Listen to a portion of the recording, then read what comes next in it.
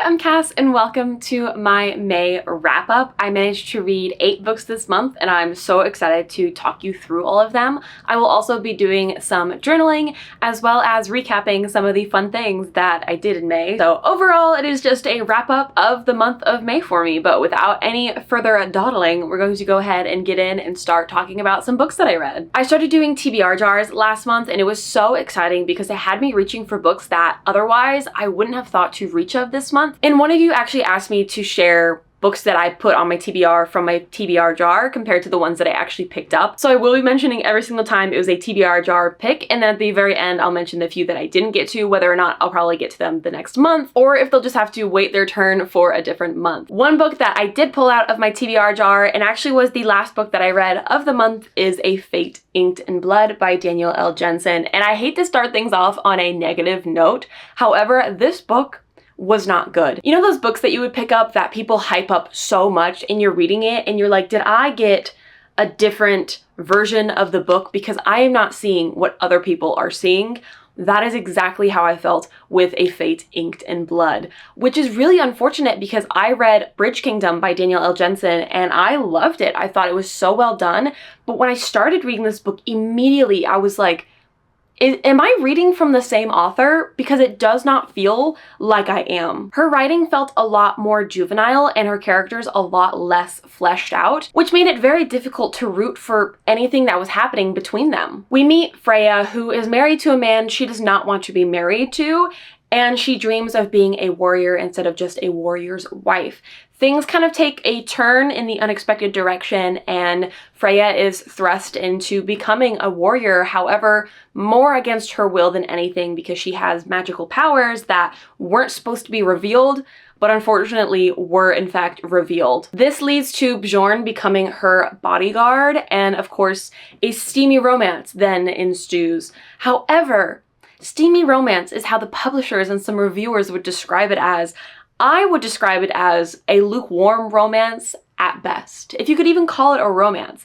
Freya automatically is just smitten with Bjorn. They meet by chance in the woods one day and they don't know one another, and I feel like you're supposed to get some sort of like spark of chemistry there, but it didn't really feel that way. It just felt like a chance encounter, and then Freya was like, he's kind of cute. And then you go on and you discover who he actually is, and then he becomes her bodyguard. And throughout this entire book, all it is Freya kind of just lusting after Bjorn and him denying his feelings, I would say, but not even in like a hot tension sort of way, just an annoying sort of way. I feel like we could have developed Freya so much more as this warrior character, which was established in the beginning. All she wanted to do was become a warrior and to fight. And instead, all of these important moments that she should be having within herself, she's instead busy lusting over Bjorn, which is really unfortunate because it made me not like her character at all. And not just like the lusting after or whatever, but all the decisions that she's making are just bad decisions. And we never got enough character development where I could defend her actions, or at least when things are revealed, you understand certain aspects and decisions that she's making. However, because of the lack of connection I felt with both of the characters, I was just annoyed by all of their actions. It really was multiple choice, all right? Pick either the smartest action or the dumbest one, and consistently they would pick the dumbest one. So I really pushed through this book to finish it, not because I wanted to, but because it was a case of I'm too far into it and you know what, I might as well sit down and just finish the rest of it. And I was so disappointed. This has been an anticipated read for me for a couple of years, ever since I got my hands on this stunning Fairy Loot edition, but now I look at it and I'm just annoyed. Annoyed with these characters, annoyed with the writing, annoyed with the world. I really thought there would be some potential here for a fun new favorite romantic-y book, but it was just really badly written, unfortunately. And the last thing I'm going to hark on before we move on is the absolute predictability of this book. It is a case of there's not enough characters to be suspicious of when certain events are going down. So you have someone betraying someone. We don't have that many characters who could be betraying, so it's so obvious what is happening and who's behind everything. And so when it's revealed, it's not some like hand over mouth shocker. it's very much so like, duh, like obviously that is who has been doing all of these things. Disappointing end to my month of May, and I ended up giving it a 2 stars, which is not at all what I expected when I decided to pick up A Fate Inked in Blood. Regardless though, I am super proud of myself for getting a book off of my physical TBR and knowing that I guess it wasn't really my favorite. I'm only like the slightest bit curious about the second book, so if you have picked it up, let me know if it's worth trying out. I'm really leaning towards no, we're moving on from this particular duology, but I definitely want to give future Daniel L. Jensen books a try because I really, really loved Bridge Kingdom, but this one just really felt flat for me. Moving on to another book that sat on my TBR for a while, and one that was also chosen from the TBR jar. Now, looking back at my month, honestly, I'm a little disappointed in my reading. My average star rating across all my books was 3.75, which is a little lower than I would have wanted, and the only reason it even was that high was because I had a couple of mangas that I 5-starred, which boosted the average star rating. But this next one was also kind of a letdown, not as badly as A Fate Inked in Blood, but A Geographer's Map to Romance by India Holton did not deliver the vibes that I thought it would. This is the second book in a series called Love's Academic. It follows academic people, I suppose, on these whimsical, silly little adventures. The first book was The Ornithologist's Field Guide to Love, and it followed ornithologists who study birds, and I didn't think that I would like the bird book more than the geography book, but here we are. If you don't know, I'm a fantasy cartographer, so my love of maps and geography and cartography is very, very strong. So seeing this cover, the mountains, the compass, the whole vibes and premise of this book, I really thought it would be an absolute banger, especially because I had so much fun with India Holton's first book in this series. However, Elodie and Gabriel did not deliver the vibes that I was looking for. It started out pretty strong. The premise is a second chance romance, but more of like a rekindling of old affection, I suppose. They were kind of married out of convenience for a certain academic and societal purpose. However, things kind of went awry almost immediately, and you discover that pretty early on. So as they are sent off to save the small Welsh village / all of Wales from this magical catastrophe, they are forced to work together and figure out what's happening. Throughout those adventures and mishaps, they kind of grow closer. I didn't hate any of the Elodie and Gabriel moments. I thought they were really cute and they were really fun. The problem was the plot was plotting a little too hard, where it was taking away from the fact that this is supposed to be a romance novel about our two characters. There was so much happening with this magical catastrophe and this geography, everything, that I was so lost for most of the book, where I felt like it overshadowed the fact that we were really supposed to be focusing on Gabriel and Elodie. We'd get pages and pages of descriptions of them talking back and forth about some sort of magical mishap thing and the ley lines and this and the source of the magic. And I'm like, hey, so y'all haven't like tried to kiss or like do anything in the last like 50 pages. Can we get back to doing that, pretty please? Her diction in this book was also just filled with unnecessarily long scientific-y words that really made it struggle to follow along to even try to care either. It was one of those books where some moments were really fun, others not so much, but overall it was just an unmemorable book that I'm happy to have read, but I won't really be thinking about it at all in the future. I'm definitely not giving up on India Holton by any means. Like I said, I really loved The Ornithologist's Field Guide to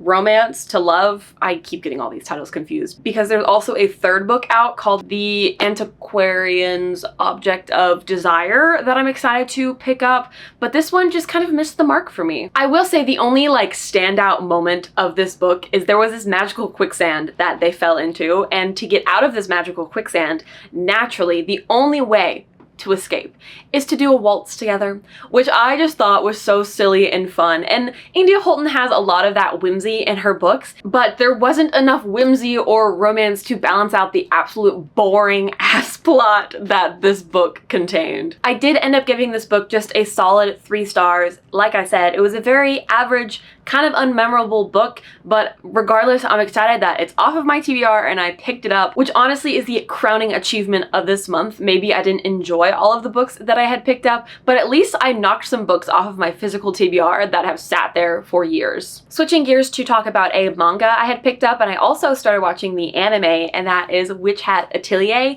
This was super fun and super cute, and I'm really excited to dive more into this. Coco dreams of being a magician, but she has always been taught that magicians are born and cannot be taught. However, even with that knowledge, it does not deter her, so when a wizard comes to her village, she ends up spying on him and discovering how magic actually works and trying to cast a spell of her own, but the magic goes awry and catastrophe ensues before she is whisked away to learn more about magic to kind of fix the mess that she created. I like the art style a lot, and that is really reflected in the anime as well. It is gorgeously animated, and if you're looking for like a magical fun time, I definitely recommend watching Witch Hat. I think season 1 is still currently being released, so they drop 1 episode every single week. I am a sucker for any academic type setting, so a magic school, very, very, very exciting. I also love how the magic works in this book, especially as an artist. If you get it, you get it, okay? It's just so cool, the level of detail and thought and care that was put into this magic system. I've even seen people like online creating their own spells using the magic system derived in this book, and I think that's so cool. The book also ended with dragons involved, which, you know, you can never go wrong when dragons start getting involved. Maybe in this case you can, but I guess we'll see. Regardless, I will be continuing watching the anime. I don't know if I want to continue reading the manga per se. There was no particular inclination for me to continue the manga. I really did enjoy the anime. Maybe when I finish the anime, I'll pick up the manga where the anime leaves off. And while I did really, really enjoy it, it doesn't have that immediate like, ooh, this is gonna be a new favorite series of mine feeling, but I think I need to give it a couple more episodes or a couple more volumes before I really feel any sort of way about it, you know? We are going to go ahead and take a brief intermission talking about all the books that I read to do a little bit of journaling. Now, I do my journaling a little backwards to a lot of people, so instead of setting up for the next month, which is June, we're actually going to be setting up my May cover page. I do my cover pages at the end of the month, filling in my TBR and all the books that I had read. I just prefer to do it that way. I don't have any particular reason other than it's just nice to create spreads around the exact number of books that I had read that month. So I just enjoy putting it together at the end of the month. And then I will also do a flip through of all the journal pages that I created this month, as well as talk through some of the events on said journal pages as well. So let's go ahead and do a little bit of journaling, and then I will come back with you and finish up talking about the other 5 books that I read in the month of May.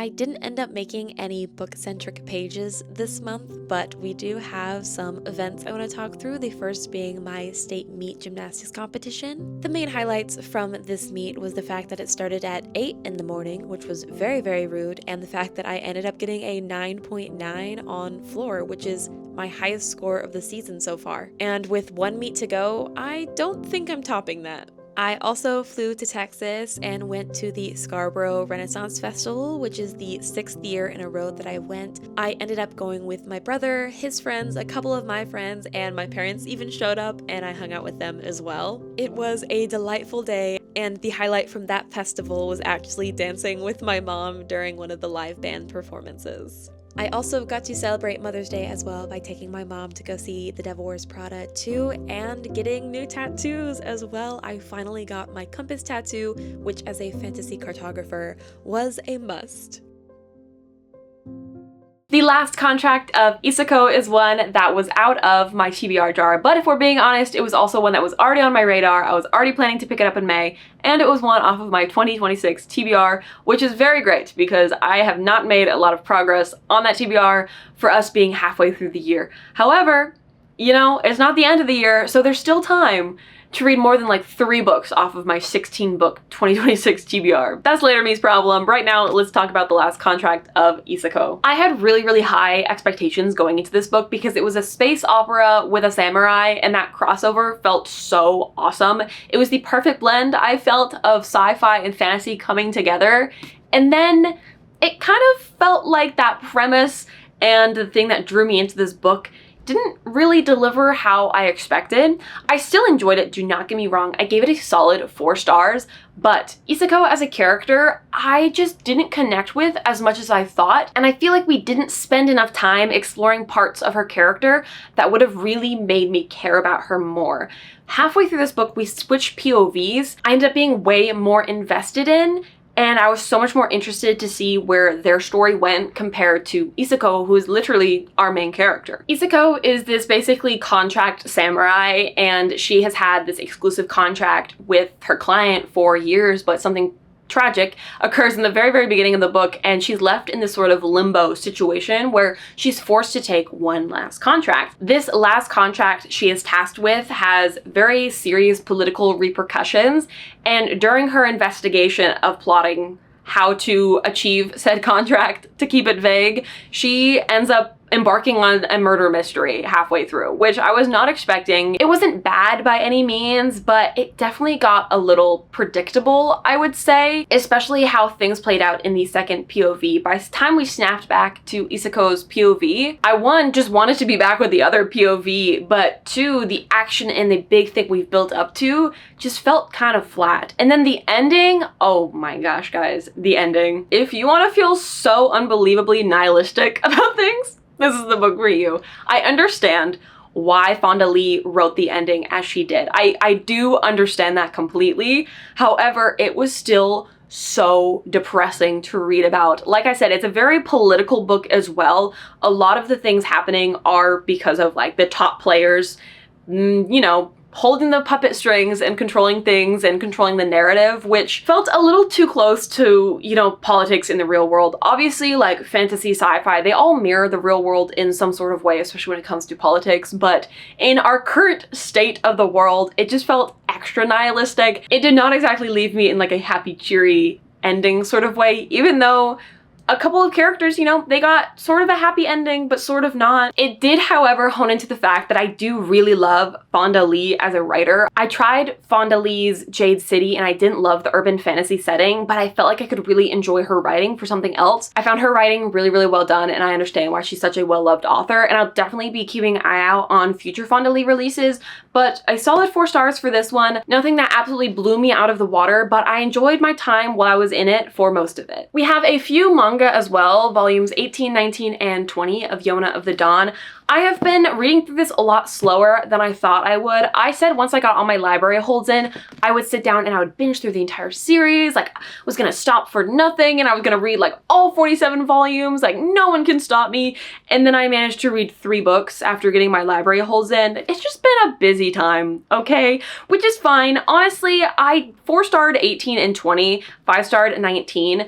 I feel like this particular arc has not really been my favorite. There's definitely moments where I'm like, oh yes, that's so good. But as a whole, I'm just not feeling as captivated as I was with the previous arc we went through with these characters. But we did get like Zeno's backstory and finally discovered what his particular power was. We got more of like Sheena and the Blue Dragon's backstory and history, which I really enjoyed. And things are definitely getting set up for a big like climactic battle situation. You know, there was some kidnapping involved, and I'm excited to see the fruition of that. But for these particular volumes, nothing really stood out to me, but regardless, I'm really enjoying my time with Yona of the Dawn. And in case you don't know, Yona of the Dawn follows this girl, obviously named Yona. She is forced to flee from her kingdom and strike out with her bodyguard, Hawk, and there's a lot of romantic moment and tension between them, and it is so good. The tension is so taut, and I love the moments that we get between them. But I think that was really what was lacking in these books, was there's not a lot of Yona and Hawk interactions, and that is honestly my favorite part of this book. However, I do continue to enjoy Yona's development from this shy, timid, and sheltered girl to this brave warrior that she's becoming, who wants to protect her friends and protect the ones that she loves. And I feel like we did get that development in this book, especially because the situation she is in, she is kind of away from a lot of other people, so we're getting a lot more like solo moments between all of our characters, which is all well and good, but honestly, I love when they're all together, because you get the best sort of interactions between all of them. And I will continue to read through this series, hopefully a little quicker and hopefully more volumes than just 3 in the coming months. The very first pick out of my TBR jar was actually a nonfiction book, and the prompt was like to pick a book with an ugly cover, and this was the only cover that I was like not the biggest fan of, and that was Creativity Inc. by Ed Catmull. And I have thoughts. This follows the co-founder of Pixar and follows the backstory of kind of how Pixar came to be and how he managed people and kind of management tips. Honestly, I picked up this book mostly for the behind the scenes of Pixar, and I did get some really interesting tidbits about Pixar and the animation industry in the early 2000s and the late 90s. However, this book just kept making me so sad comparing it to the state of how things are today. This book was published in 2014, and since then, obviously, things have changed a lot. First off, Disney almost had a $1 billion deal with OpenAI and wanting to incorporate AI into their creative process, which I think is just shit. And I just can't imagine the people from this day and age who are so passionate about making animation and making these children's films and deciding that, hey, let's just maximize profit and throw morals and creativity right out the window, because we don't need that. We just need to make money. That's how it feels in the current day and age. But reading about this, you could just feel the passion that Ed had for creating these movies. His driving motivation, he spent 20 years of his life creating technology to make the first 3D animated film, which was Toy Story. And obviously Toy Story is such a classic and will continue to be a classic. Like, when I have kids, I know I'm gonna show them Toy Story and Finding Nemo and Monsters, Inc. and all of the classic Pixar movies, but there haven't really been any in today's day and age that I'm like, yeah, no, that's definitely like a classic Pixar film. And I'm sure in part it's to nostalgia. Obviously, things that you grew up on as a kid, you're obviously going to carry fond memories for into your adulthood, and you want your children to feel that same sort of feeling and nostalgia for. But there was so much heart and driving passion because, again, they were creating technology to make these films. They were problem solving. They literally they were inventing technology, guys, to make these films happen, to solve, like, and now they're just like, let's just stick it in AI, let's fire people. Most of Marvel's design team has been fired. I'm sure a lot of the original Pixar employees have also been fired, which is absolutely insane to me, because I didn't realize when Disney bought Pixar, they were actually going to shut down Disney Animation Studios, because Pixar was putting out blockbuster after blockbuster and Disney Animations was struggling. They hit a rut. They lost their spark of how to make a good movie. And the Pixar employees came in, and Ed came in, and he basically like reignited their spark and love for storytelling, which is really, really lacking these days. Is people aren't wanting to tell a story. They're wanting your attention and they're wanting to make profit. They do not care about the story, and it is being reflected in all of the media that is pushed out today. And it's so sad. Like I said, this book just made me sad on so many things, but it also kind of annoyed me because from all the like the management perspectives that Ed was giving, Literally, it could have just been summed up in a single paragraph or maybe a page, but he managed to say the same thing over and over and over and over again for like 20 pages. I literally was like, dang, this literally could have been an email or like a bullet point list. I kid you not, guys. There's a bullet point list of all the points he made in the book at the very end, taking up like 2 to 3 pages. And I'm like, wow. So that's super fun. Love that. But like I said, I enjoyed getting to see the behind the scenes of like how certain things work. Obviously, as an artist, I love art and I really, really love animation. I feel like the amount of effort and care that goes into making an animated film that is like an hour and a half long there's so much work. There's so many people involved in every single step of the decision process. And there were really cool moments about how certain films actually started off, how they couldn't find the story. And then when they found the story, they became what they are today. But like I said, there's like, it could have been an email sort of thing when it came to like the management perspectives. And so I ended up giving like a 2.5. But the 2.5 was mainly for all the behind the scenes Pixar stuff, which is the main reason I even went into this book in the first place. But again, I'm glad I finally picked this up. This is one that was on my TBR literally for years. One that I don't think I ever would have reached for had I not started this like TBR jar situation. So I'm happy to have this kind of off of my list. If you are curious about like the behind the scenes and everything of Pixar, I feel like you're better off watching like YouTube videos of behind the scenes and like tours of offices and things like that than you are picking up this book. Because again, the main purpose of this book was like management advice that Ed discovered through his years of being unqualified and learning on the job basically. But there was not that much like behind the scenes Pixar, but I did enjoy the little bits that we did get. And that actually does wrap up the 8 books that I ended up reading this month. As for the 2 books that I did not get to on my TBR jar TBR, it was Ghosts of the Shadowhunter Market, which, if we're being so honest, guys, I knew there was no chance I was going to be reaching for that book regardless of what the TBR jar said or not, but the prompt was to pick a book written by multiple authors, and I think that was the only one that I had, so was kind of feeling it in the moment, and then after, when the month actually started, I was like, I feel no sort of inclination towards picking that book up. And then the other book was To the Lighthouse. Honestly, that book was calling to me until it wasn't calling to me, and I just wasn't ready to dive into a classic book that I had to use my noggin too much on because it was just like a really busy month. I definitely will keep those books on my TBR for now, but I don't think I'll be led back to them unless my TBR jar leads me back to them. But that is that with that. However, I'm so proud of myself that I read 4 out of the 6 books drawn out of my TBR jar. That is over half. And honestly, that's all a girl could ask for. I really hope that you enjoyed my wrap up and hearing me speak about all the books and doing some journaling and wrapping up some events that I did as well. I just started doing wrap ups again on my channel and you guys seem to like them, so I will continue doing them so long as you guys also enjoy them. And please also share maybe some books that y'all read or maybe fun things you did last month as well. Thank you so much for watching, and I do hope to see you in my next one. Toodles!